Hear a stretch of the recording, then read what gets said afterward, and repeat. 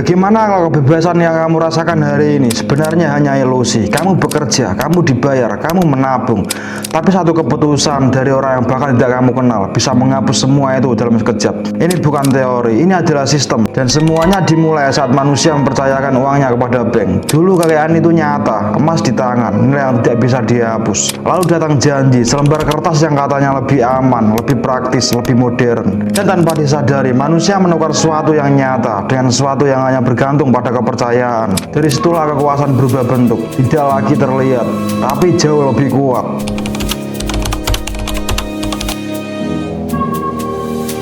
Bank tidak pernah lahir untuk melayani, mereka lahir untuk mengendalikan. Lupakan narasi manis tentang keamanan dan pertumbuhan ekonomi.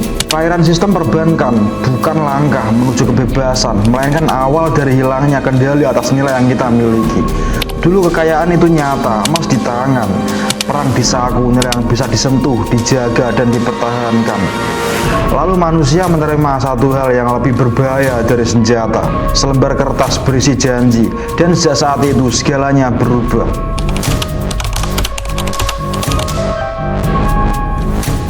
Perbankan tidak lahir dari niat baik, ia lahir dari peluang untuk mengontrol. Para goldsmith di Eropa melihat satu celah, orang takut kehilangan emas mereka. Perang, perampok, kekacauan, semua membuat penyimpanan pribadi terasa beresiko. Solusinya sederhana, titipkan emasmu, kami jaga, ini bukti kertasnya. Terdengar aman, terdengar rasional, dan disitulah kesalahan pertama terjadi. Karena saat emas berpindah tangan, yang hilang bukan hanya logam, tapi kedaulatan.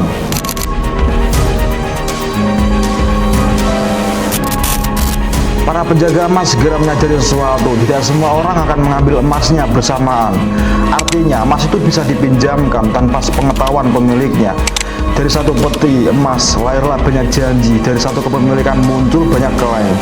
Inilah awal dari sistem fraksional reserve, di mana realitas dikurangi dan ilusi diperbanyak. Kebohongannya sederhana, semua emasmu aman, padahal tidak pernah benar-benar begitu.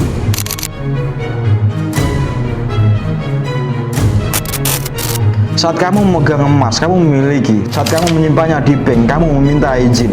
Perbedaannya halus, tapi menentukan segalanya. Kepemilikan adalah kekuasaan, izin adalah ketergantungan. Dan dari sinilah sistem berubah. Nilai bukan lagi apa yang kamu pegang, melainkan apa yang diakui oleh sistem.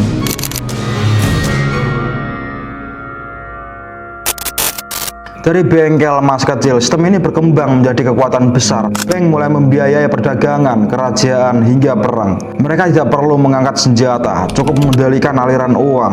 Seorang raja bisa duduk di sebelah sana, tapi jika ia berutang, ia tidak lagi berkuasa sepenuhnya. Kekuasaan berpindah dari istana ke ruang hitung.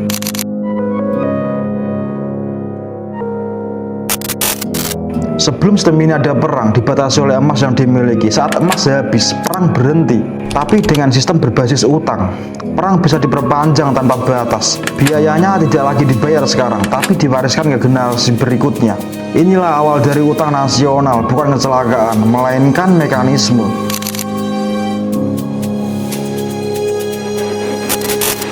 Sejarah mencatat momen ketika orang mulai meragukan sistem. Mereka datang berbondong-bondong mengambil emasnya dan menemukan satu hal, lemari besi tidak pernah cukup penuh.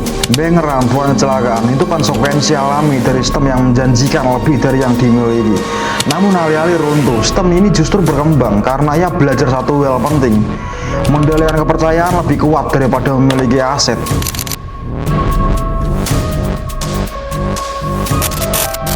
Pada titik tertentu, bank dan pemerintah menyadari mereka saling membutuhkan. Bank menyediakan dana, negara menyediakan perlindungan hukum. Kesepakatannya sederhana, uang untuk kekuasaan, kekuasaan untuk melindungi uang. Sejak saat itu, perbankan bukan lagi sekedar bisnis, ia menjadi bagian dari struktur kekuasaan itu sendiri.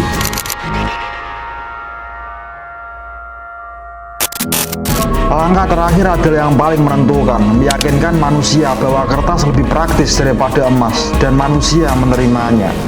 Lebih ringan, lebih cepat, lebih mudah. Tanpa sadar mereka menukar sesuatu yang nyata dengan sesuatu yang bergantung pada kepercayaan. Saat kepercayaan itu berdiri, sistem berjalan. Saat runtuh, segalanya ikut runtuh. Perbankan bukan sekadar alat ekonomi, ia adalah evolusi kekuasaan. Dulu kekuasaan direbut dengan pedang, sekarang ia ditentukan oleh angka dan tanda tangan. Kebebasan tidak lagi diambil secara paksa, melainkan diberikan, lalu perlahan diambil kembali. Dan semuanya itu dimulai dari satu hal sederhana, kepercayaan.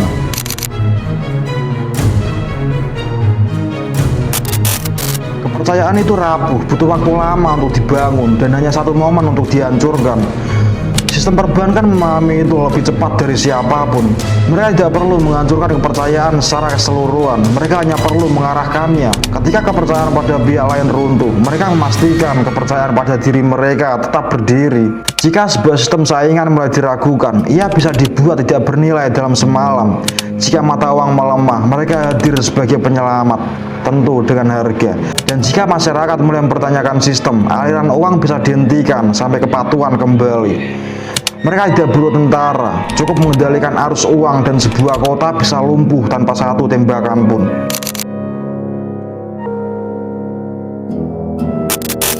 Seiring waktu, pengaruh berubah menjadi kendali. Perbankan tidak lagi sekedar mempengaruhi kebijakan, ia mulai membentuknya. Contohnya jelas, pendiri Bank of England. Ini bukan hanya tempat menyimpan uang, ini adalah institusi yang diberi hak untuk menciptakan uang itu sendiri. Dan sejak saat itu, suatu yang aneh terjadi. Pemerintah tidak lagi sepenuhnya menciptakan uangnya sendiri. Ia meminjam. Dari siapa? Dari sistem yang bisa menciptakan uang dari ketiadaan. Hasilnya sederhana, tapi brutal. Masyarakat bekerja, negara menarik pajak, lalu negara berutang. Dan masyarakat membayar bunga dari sistem itu sendiri. Ini bukan sekadar keuangan, ini adalah struktur kekuasaan dalam bentuk baru.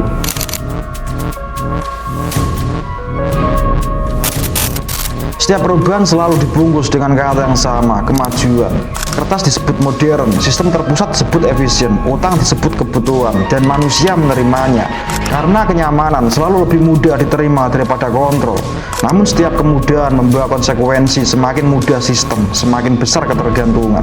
Saat akses terhadap uang ditentukan oleh pihak lain, kebebasan berubah menjadi izin.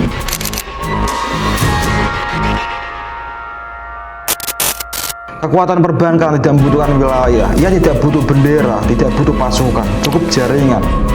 Saat perdagangan global berkembang, sistem keuangan ikut menyebar. Bukan hanya barang yang dipindahkan, tetapi juga sistem nilai dan kontrol. Sebuah wilayah tidak lagi dinilai dari budayanya, melainkan dari kemampuannya untuk menghasilkan utang. Dan setelah struktur itu masuk, ia jarang pergi.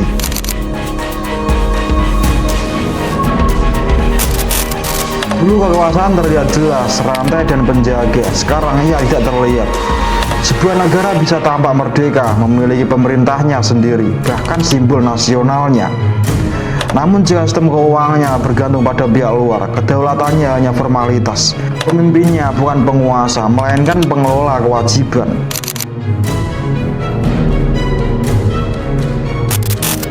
Bagian paling efektif dari sistem ini bukan teknis, melainkan psikologi. Manusia tidak hanya menerima sistem ini, mereka membelanya.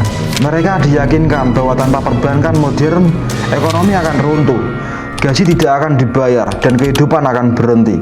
Ketergantungan ini bukan kebetulan, ia dibangun. Sebuah sistem paling kuat bukan hanya memaksa, melainkan yang membuat orang percaya bahwa mereka membutuhkannya.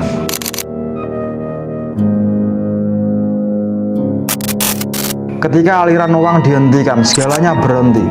Bisnis runtuh, pekerjaan hilang, ketidakstabilan muncul.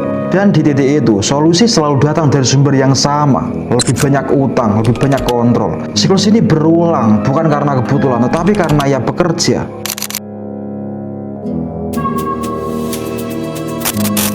Di permukaan sistem ini menciptakan pertumbuhan, namun di balik itu ada pola yang konsisten.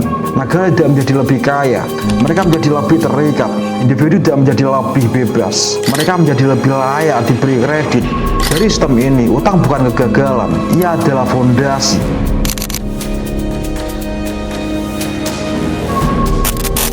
Puncak dari evolusi ini adalah bank sentral.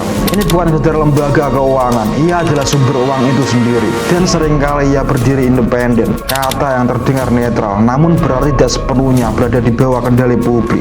Dari titik ini, uang yang beredar tidak lagi bebas dari beban, ia lahir bersama kewajiban.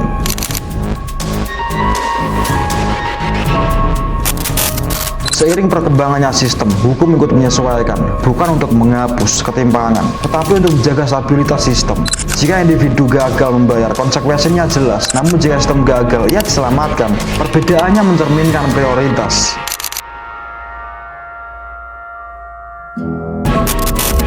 Pada akhirnya dunia terhubung oleh jaringan keuangan, perdagangan, industri, bahkan kebijakan. Semuanya bergantung pada akses terhadap sistem ini, dan setiap akses memiliki syarat. Syarat itu menentukan arah sebuah negara. Kekuasaan modern tidak seperti dulu. Ia tidak datang dengan pasukan, ia tidak diumumkan dengan perang. Ia hadir dalam bentuk sistem. Sistem yang bekerja melalui kepercayaan, dipertahankan oleh kebiasaan, dan diperkuat oleh ketergantungan. Dan selama sistem itu dipercaya tanpa dipahami, kendali tetap berada di tempat yang sama.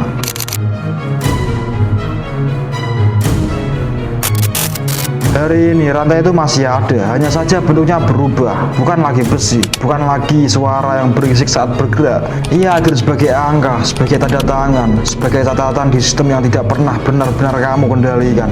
Kamu bisa bekerja puluhan tahun, menabung dengan disiplin, membayar kewajiban tanpa celah, namun satu keputusan kebijakan bisa menghapus sebagian nilai itu dalam sekejap.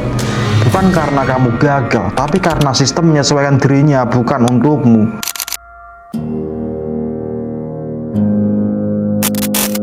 Kebebasan tidak hilang ketika hak berbicara dibatasi. Kebebasan hilang ketika nilai hidupmu ditentukan oleh kekuatan yang tidak bisa kamu sentuh, tidak bisa kamu lawan, dan tidak bisa kamu ganti. Dan titik itu dimulai sejak sistem ini lahir. Ia diperkenalkan sebagai keamanan, dijual sebagai kemajuan, dan diterima sebagai kebutuhan. Padahal esensinya tetap sama, kendali.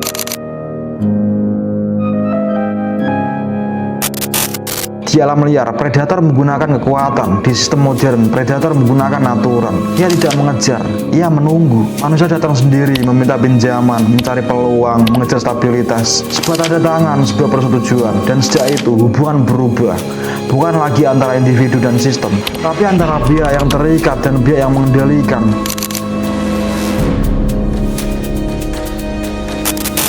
Dunia modern memuja pertumbuhan, namun angka tidak selalu mencerminkan realitas. Di balik pembangunan ada ketergantungan, di balik ekspansi ada kewajiban.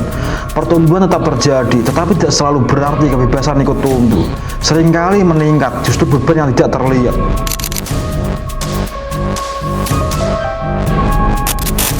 Dulu uang adalah alat, sekarang ia juga menjadi mekanisme pengatur, pendapatan, tabungan, investasi. Semuanya bergantung pada sistem yang bisa berubah tanpa persetujuan individu. Perubahan suku bunga, penyesuaian kebijakan, koreksi pasar, semua itu cukup untuk mengubah kondisi seorang tanpa perlawanan.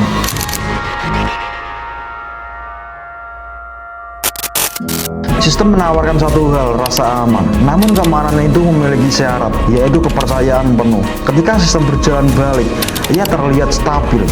Ketika terguncang, dampaknya menyebar luas. Dan dalam kedua kondisi itu, individu tetap berada di posisi yang sama, bergantung.